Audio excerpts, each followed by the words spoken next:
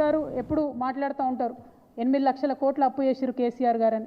నిన్నగాక మొన్న సెంట్రల్ గవర్నమెంట్కి సంబంధించినటువంటి వ్యక్తులే చెప్పిండ్రు ఈ రోజు కూడా రాష్ట్ర అప్పు 4,20,000 కోట్లు ఉందని చెప్పి సెంట్రల్ గవర్నమెంట్ నుంచి పార్లమెంట్లో ఇచ్చినటువంటి జవాబు ఆధారంగా చెప్పిండ్రు. కానీ ఈ 16 నెలల్లో రేవంత్ రెడ్డి గారు తీసుకొచ్చినటువంటి అప్పు 1,80,000 కోట్లు దాటిపోయింది.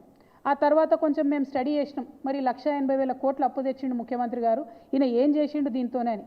ఒక ప్రాజెక్టు కట్టలేదు, పూర్తిగా రైతు భరోసా ఇయ్యలేదు, పూర్తిగా రైతు బీమా ఇయ్యలేదు, పూర్తిగా రుణమాఫీ చేయలేదు, ఒక పెన్షన్ పెంచలేదు, తులం బంగారం ఇయ్యలేదు, మహాలక్ష్మి పథకం పెట్టలేదు, ఆడపిల్లలకు స్కీమ్ ఇయ్యలేదు, ఏమి ఇయ్యలేదు. కానీ తెచ్చిన 1,80,000 కోట్లు మాత్రం ఆరత కర్పూరం కరిగిపోయినట్టు కరిగిపోయినాయి.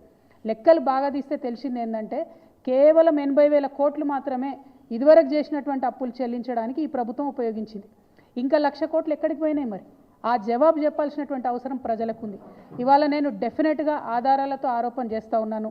1,00,000 కోట్ల రూపాయలు రేవంత్ రెడ్డి గారు పెద్ద కాంట్రాక్టర్లకు పేమెంట్లు చేసిండ్రు. ఒక తట్టెడు మట్టి కూడా ఎత్తిపోయకుండా 1,00,000 కోట్ల రూపాయలను కాంట్రాక్టర్లకు పేమెంట్ చేసిరు. ఇక కాంగ్రెస్ సర్కార్ విషయం మీ అందరికీ తెలిసిందే.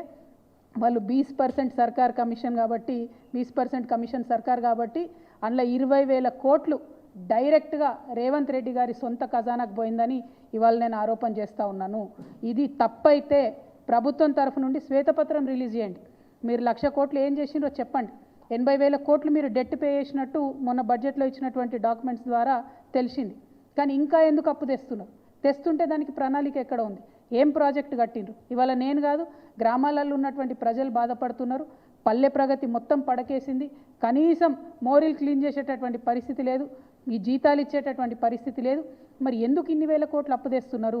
ఎందుకు రాష్ట్ర భవిష్యత్తును ఇబ్బంది పెట్టేటటువంటి పరిస్థితి క్రియేట్ చేస్తున్నారని నేను ముఖ్యమంత్రి గారిని డిమాండ్ చేస్తూ ఉన్నాను.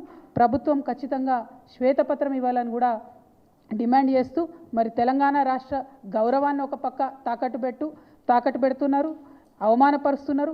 ఇంకొక పక్క తెలంగాణ బిడ్డల భవిష్యత్తును కూడా నేషనల్ స్టాక్ ఎక్స్చేంజ్లో మీరు తాకట్టు పెడుతున్నారు. దీన్ని మేము తీవ్రంగా ఖండిస్తున్నాం. ఒకవేళ మీరు ప్రైవేట్ లిమిటెడ్ కంపెనీ నుండి పబ్లిక్ లిమిటెడ్ కంపెనీని చేయడంలో నిపుణుల యొక్క సూచనలు లేకపోతే ఈ నిర్ణయాన్ని వెనక్కి తీసుకోవాలని కూడా ఈ సందర్భంగా నేను ప్రభుత్వాన్ని డిమాండ్ చేస్తున్నాను. సరైనటువంటి రీసెర్చ్ చేసిన తర్వాతనే ఇట్లాంటి మార్పులు జరగాలి, అది కూడా ప్రజల నాలెడ్జ్లో ఉండి జరగాలని చెప్పి నేను ప్రభుత్వాన్ని డిమాండ్ చేస్తూ ఉన్నాను.